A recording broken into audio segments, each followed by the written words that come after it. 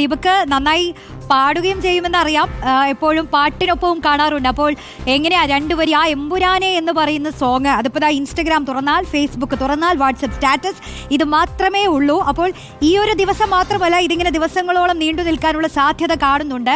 ആളുകൾ അങ്ങനെ ആ സംഗീതത്തെ ഏറ്റെടുത്ത് കഴിഞ്ഞിരിക്കുന്നു. ഒരു 2 വരി പാടാമോ? അതിനു മുമ്പേ ഞാൻ നയല ഇപ്പം ഓൺ സ്ക്രീൻ ഉള്ള സ്ഥിതിക്ക് എനിക്കൊരു കാര്യം ആഡ് ഓൺ ചെയ്യാനായിരുന്നു. നയല പറഞ്ഞു സ്ക്രീൻ സ്പേസ് നയലയ്ക്ക് കുറവാണെന്ന്.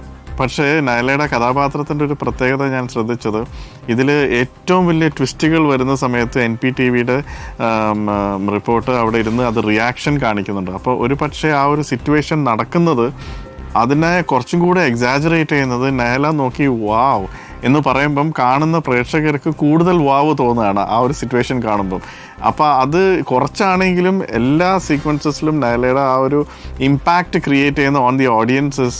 I think Prithvi is use Nyla as a tool for creating goose bumps to the audience. അപ്പോൾ അത് ഭയങ്കര നന്നായിട്ട് ഇന്ന് ഞാൻ തിയേറ്ററിൽ കണ്ടപ്പോഴും ഞാൻ ഓർത്തു ഒരു കാരണം എന്താണെന്ന് വെച്ചാൽ ഒരു ഗൂസ് ബം സിറ്റുവേഷൻ ഉണ്ടാക്കി കഴിഞ്ഞിട്ട് അതിൻ്റെ റിയാക്ഷൻ നയലയിലൂടെയാണ് ഓഡിയൻസിന് കിട്ടുന്നത്. അപ്പോൾ അതുപോലെ തന്നെ ഇപ്പം നമ്മൾ മ്യൂസിക്കലി ആണെങ്കിലും നമ്മൾ ഓരോ സംഭവത്തിന് എക്സാജറേറ്റ് ചെയ്യുന്നതിൻ്റെ കൂട്ടത്തിൽ നയലയുടെ ആ ഒരു എക്സ്പ്രഷനും കൂടി കുറേ ഹെൽപ്പ് ചെയ്തിട്ടുണ്ട് നമ്മൾ. Thank you Nyla so much for that. Okay, അപ്പോൾ നയലയ്ക്കും റിപ്പോർട്ടർ ടിവിയുടെ പ്രേക്ഷകർക്കും ഞങ്ങൾക്ക് എല്ലാവർക്കും വേണ്ടി 2 വരി ദീപക് പാടുന്നതായിരിക്കും അല്ലേ ദീപക്?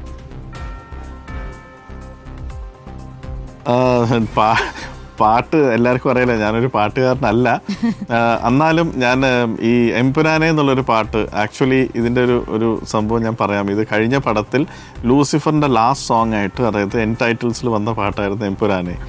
ആ പാട്ട് തന്നെ വെച്ചിട്ട് ഈ പടം തുടങ്ങണം എന്ന് പറഞ്ഞപ്പോഴാണ് ഇതിൻ്റെ ഫസ്റ്റ് സോങ് തന്നെ എംപുരാനെ എന്നാക്കിയത്. ആ പാട്ടിൻ്റെ ഒരു 2 വരി മാത്രം, ആ ഒരു കോൾ മാത്രമാണ് ട്രെയിലറിലിട്ടത്. അത് ആൾക്കാർക്ക് വളരെ നന്നായിട്ട് ആൾക്കാർ അക്സെപ്റ്റ് ചെയ്തു. അപ്പം അത് ഈ പടത്തിൽ തുടങ്ങിയപ്പോഴും ഒരു ഈ പറയുന്ന ഒരു ഗൂസ് ബംസ് കിട്ടുന്ന ഒരു മൊമെന്റ് കിട്ടി. അതിന്റെ ട്യൂൺ ഞാൻ എംപുരാൻ മാത്രം. ഓക്കെ. എംപുരാനേ എംപുരാനേ എംപുരാനേ എംപുരാനേ. ഈ ഹമ്മിങ് ആണ് ശരിക്കും പറഞ്ഞാൽ എനിക്ക് എംപുരാൻ എന്നുള്ളൊരു ഡെഫിനേഷൻ ക്രിയേറ്റ് ചെയ്യാൻ പറ്റിയത്. പിന്നെ ഇതിൽ വേറൊരു വളരെ ഇൻട്രസ്റ്റിംഗ് ആയിട്ടുള്ളൊരു ഇൻഫർമേഷൻ എന്ന് പറയുന്നത്, പടത്തിൽ ഇത് ഫസ്റ്റ് പാടുന്നത് ഒരു കുട്ടിയുടെ ശബ്ദത്തിലാണ്. ഈ കുട്ടി എന്ന് പറയുന്നത് നമ്മുടെ എല്ലാം പ്രിയപ്പെട്ട അലങ്കൃത, ആലി എന്ന് നമ്മൾ വിളിക്കുന്ന അലങ്കൃത മേനോൻ പൃഥ്വിരാജ്. ദീപക്, ഇത് ഒരുപാട് മാധ്യമങ്ങൾ തിരഞ്ഞു നടക്കുന്ന ഒരു വിവരം കൂടിയാണ്. കാരണം ഇത് സ്ഥിരീകരണം എന്ന രീതിക്ക് വന്നിട്ടുണ്ടായിരുന്നില്ലെന്ന് ഞാൻ മനസ്സിലാക്കുന്നു. അപ്പോൾ ഇതിൽ പ്രാർത്ഥന, അതായത് ഇന്ദ്രജിത് സുകുമാരന്റെ മകൾ പ്രാർത്ഥന ഒരു പാട്ട് പാടിയിട്ടുണ്ട് എന്നുള്ളത് അറിയാം. പ്രാർത്ഥനയുടെ ശബ്ദം ഇതിലുണ്ട്. പക്ഷേ അലങ്കൃതയുടെ ശബ്ദമാണോ അത് എന്നുള്ള ചർച്ചകൾ ദിവസങ്ങളായി ഇതാപ്പോൾ സോഷ്യൽ മീഡിയ ഭരിച്ചുകൊണ്ടിരിക്കുകയാണ് ആ ചോദ്യം. അപ്പോൾ അതിനുള്ളൊരു ഉത്തരം കൂടി ദീപക് ഇവിടെ നൽകിയിരിക്കുകയാണ്. അപ്പോൾ അത് ശരിയാണ് അല്ലേ? അലങ്കൃതയുടെ ശബ്ദം തന്നെയാണത്? അതെ, അത് ആദ്യമായിട്ടാണ് എൻ്റെ വായന്നത് പുറത്തോട്ട് പോകുന്നത്. അത് റിപ്പോർട്ടർ ചാനലിന് വേണ്ടി തന്നെയാണ്. അത് കാരണം എന്താ വെച്ചാൽ പടത്തിൽ നമ്മൾ ക്രെഡിറ്റ്സിൽ ഇട്ടിട്ടുണ്ട്. ഇനി അത് ഒളിപ്പിച്ച് വെക്കേണ്ട ഒരു ആവശ്യമില്ല. അതെ. എങ്ങനെയാണ് അലങ്കൃതയിലേക്ക് എത്തിയത്? അലങ്കൃതയിലേക്കും പ്രാർത്ഥനയിലേക്കും എത്തിയത് എങ്ങനെയാണ്?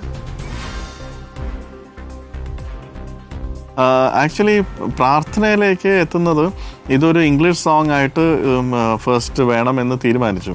അപ്പോൾ ഈ ഇംഗ്ലീഷ് സോങ് എന്ന് പറയുമ്പോൾ നമുക്ക് ഒരു ഡെമോ പാടിച്ച് ആദ്യം കേൾപ്പിക്കണമല്ലോ. ആദ്യം ഞാൻ പാടി, പക്ഷേ അതൊരു ഫീമെയിൽ വോയിസിലായാലും എങ്ങനെ ഉണ്ടാവും എന്ന് പറഞ്ഞപ്പോൾ നമുക്ക് തൽക്കാലം ഒരാളെ നോക്കിയാലോ എന്ന് ഓർത്തപ്പം സാധാരണ എൻ്റെ 2 മക്കളും പാടും. പക്ഷേ ആ സമയത്ത് ഇപ്പം എൻ്റെ 2 മക്കളും ബോംബെയിലാണ് പഠിക്കുന്നത്. അവരിവിടെ ഇല്ലാത്തതുകൊണ്ട് ഞാൻ പൃഥ്വിയോട് പറഞ്ഞു, അങ്ങനെയാണെങ്കിൽ നമുക്ക് പ്രാർത്ഥന ഇവിടെ ഉണ്ടോ, ഇപ്പം പുറത്ത് പഠിക്കാൻ പോലും പാത്തു നാട്ടിൽ തന്നെ ഉണ്ട്. ഞാൻ പറഞ്ഞു അങ്ങനെയാണെങ്കിൽ പ്രാർത്ഥനേനെ വിളിച്ചൊന്ന് ട്രൈ ചെയ്ത് നോക്കാം. അങ്ങനെ ട്രൈ ചെയ്ത് നോക്കിയപ്പം ഷി വാസ് അമേസിങ്. അത് പാടി കഴിഞ്ഞപ്പോൾ എനിക്ക് തോന്നി പ്രാർത്ഥന ഇസ് ദ റൈറ്റ് ചോയ്സ്. എല്ലാം കറക്റ്റായിട്ട് പൊസിഷനായിട്ട് വരികയാണ്. പ്രാർത്ഥന ഇവിടെ അവൈലബിൾ ആവുന്നതും പ്രാർത്ഥന പാടുന്നതും. അങ്ങനെ പ്രാർത്ഥന പാടിയപ്പം പൃഥ്വിക്ക് ഇഷ്ടപ്പെട്ടു. അങ്ങനെ ഓക്കെ, എന്നാൽ പിന്നെ ചേട്ടൻ്റെ മോളല്ലേ, നന്നായിട്ട് തന്നെ വരട്ടെ എന്നുള്ളൊരു പോസിറ്റീവിൽ പ്രാർത്ഥന തന്നെ വെച്ചു. പക്ഷെ അത് ഇറങ്ങിക്കഴിഞ്ഞപ്പോൾ എല്ലാവർക്കും നമ്മൾക്ക് ഇഷ്ടപ്പെട്ടതുപോലെ തന്നെ എല്ലാവർക്കും ഒരേപോലെ ഇഷ്ടപ്പെട്ടു. പിന്നെ അലങ്കൃതയുടെ വോയിസ് എന്ന് പറയുന്നത് അവിടെ ആദ്യം അതൊരു ഫീമെയിൽ വോയിസ് ആയിരുന്നു വെച്ചത്, ഫീമെയിൽ മെച്ചുവേർഡ് ആയിട്ടുള്ള ഫീമെയിൽ വോയിസ്.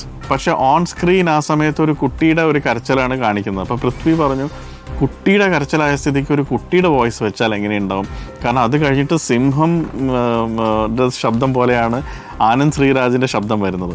അപ്പോൾ ആ വ്യത്യാസം കൂടുതൽ എടുത്തറിയണമെങ്കിൽ ഒരു കുഞ്ഞു കുട്ടിയും ഒരു വലിയ ആളും രണ്ടുപേരും എംപുരാനെ സീക്ക് ചെയ്ത് നടക്കുന്നു എന്ന് പറയുന്ന ഒരു വിഷ്വൽ ഇമേജറി നമുക്ക് കിട്ടുമെന്ന് പറഞ്ഞു.